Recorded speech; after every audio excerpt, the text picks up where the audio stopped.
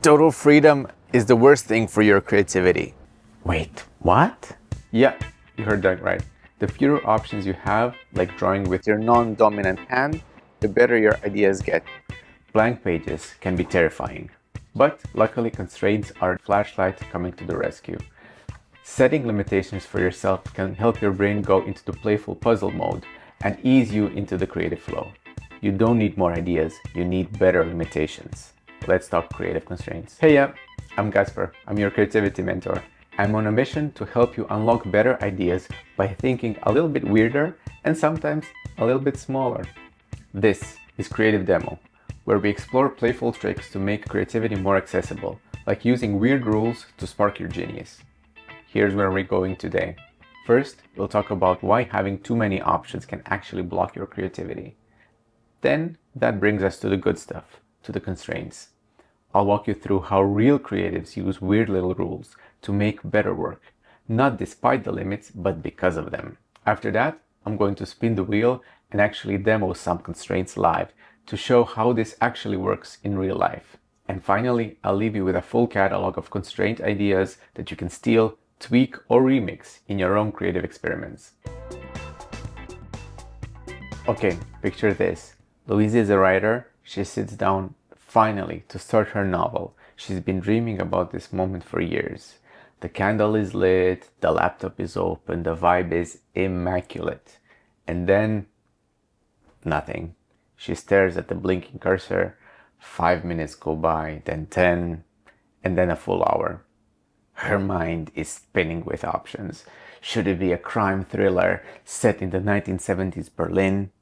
Or maybe a slow burn romance between two rival mushroom hunters?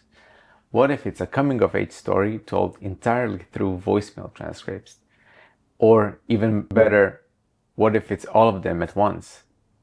Every idea is possible, but none of them actually get written because Louise can't decide which one to go to, because there's so much at stake with this one decision. This is what we call writer's block or creative decision paralysis. You're not stuck because you have no ideas. You're stuck because you have too many.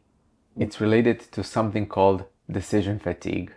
The idea that the more decisions you have to make, the harder it gets to make any of them. Your brain just short circuits. In creativity, that looks like this endless swirl of I could do this, or I could do that, or maybe that other thing, or maybe I'm not even ready yet. And suddenly, Louise's day is over and her novel is still a dream she hasn't touched.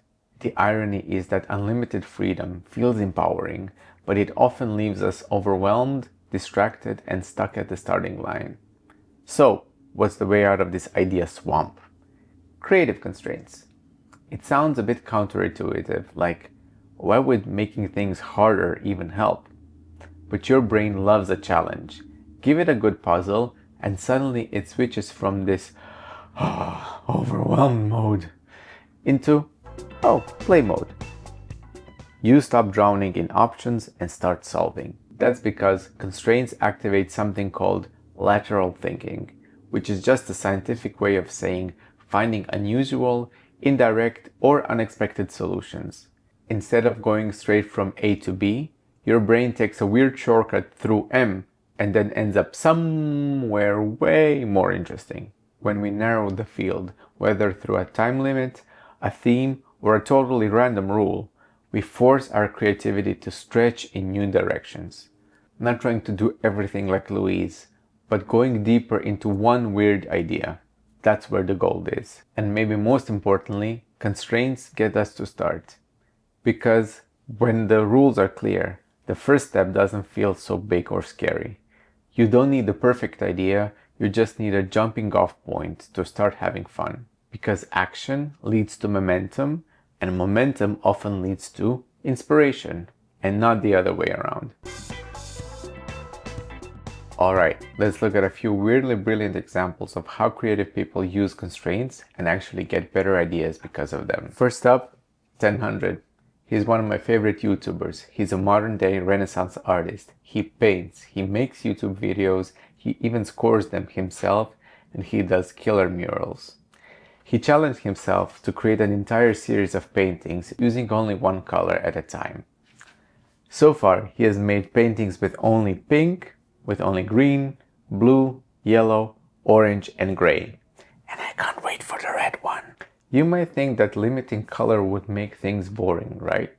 But actually, it made his style tighter, more focused, and honestly, more iconic. He wasn't wasting time choosing the perfect color palette. He was solving for shape, contrast, and story, and all within one simple rule. The age-old question, oh, what should I paint, wasn't as overwhelming anymore because he asked for help from his audience, and they were only focusing on yellow things. That made him choose a giraffe for his subject much faster than if he had the whole world as inspiration. Constraints like these force you to dig deeper, and the result, it's kind of magic. I'll link his One Color Challenge video series playlist in the description if you want to do a deeper dive. Recommended. Next up, IKEA. It's not really the first company that comes to mind for out of the box. Yeah, get it? Out of the box solutions. But when you look past their uniform Scandinavian design style, they have made some truly brilliant solutions within their constraints. Everything has to be able to be packed up into a flat box for delivery. That means that they don't have clunky pieces of furniture, there's no weird shape sticking out, and there's no unnecessary parts. The result is that their designs are modular, stackable, and sometimes weirdly satisfying to put together. Let's take two examples. The lag table is basically just 4 legs and a hollow top, and the Billy bookcase is a global icon on functional minimalism because it's just so recognizable. They're simple because they have to be, and that's where the genius lives. Flat packing is a constraint that drives the design, from the materials to the form in the very first sketch. I think that if IKEA had no limits, their furniture would be probably much worse. There's a twist incoming! You're probably already working creatively within constraints, even if you don't call them that. Take Twitter for example. Back in the day, it had a 140 character limit, and it seemed impossible to say anything meaningful. But was that really true? That tiny limit, it gave a whole rise to the new writing style. People started crafting micro stories, one-line jokes, poems, mini essays, even entire novels written tweet by tweet. Writers learned to be punchy, clever, and economical with their words. They played with rhythm, chopped the fluff, bent the grammar, and used abbreviations, all to make their message fit. That character limit didn't shrink creativity, it actually sharpened it. Even the way we post online is shaped by constraints. And once you start noticing them and start choosing them intentionally, you can use that same power in your creative work. Constraints aren't just some weird hack. They're already part of the creative world we live in. The only difference is now you know about them and you can use them on purpose. A limit that once looked restrictive actually sparks an entire movement. Alright, enough theory, let's get weird. I've put together a bunch of creative constraints on this virtual spinning wheel. Things like crop everything in a weird way, sing only in major key, and draw only with triangles. I have no idea what it's going to land on, but whatever it is, I'll roll with it and try to come up with something creative right here on the spot. Let's spin the wheel.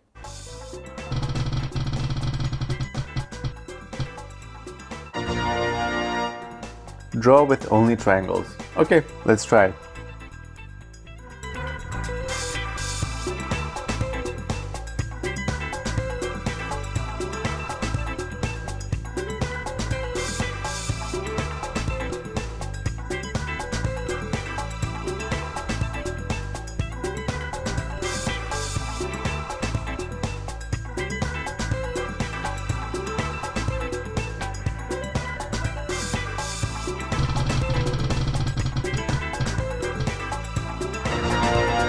Tell a story with 3 random words. I have a book here and I'll pick 3 words at random. Ago,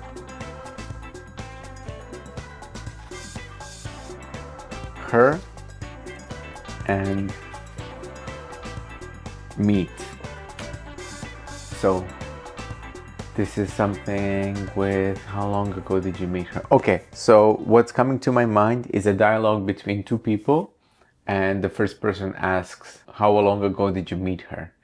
And the woman is replying, hey, she's my longest childhood friend. I've met her in kindergarten, actually. So from there, I can build a whole story around it and see where my imagination takes me.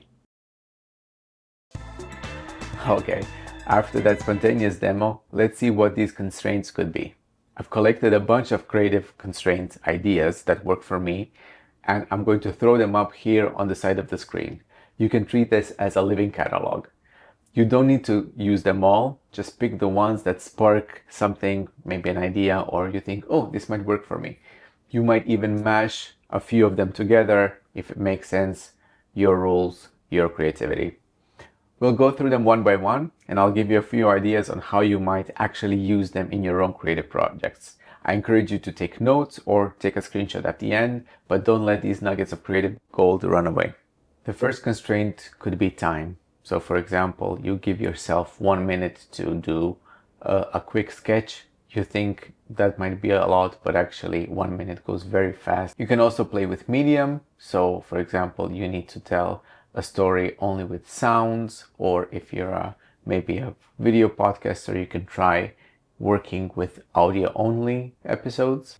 Third could be that you set a rule for yourself. You need to tell a story without using adjectives. That could be fun.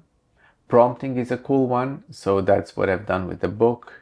Grab something random and take these prompts, in my case, the words, and then you need to mash them together to create a story. You can limit your tool. So for example, you can, if you're an acrylic painter, try only drawing with pencils, or if you're a writer, don't use your computer, but try to write a chapter using actual handwriting. We've also seen an example of using limiting your colors. So it might be a grayscale painting or a drawing, or like 1000 did, paint with only one color. And as a filmmaker, you might limit your budget to try to make a movie with zero budget.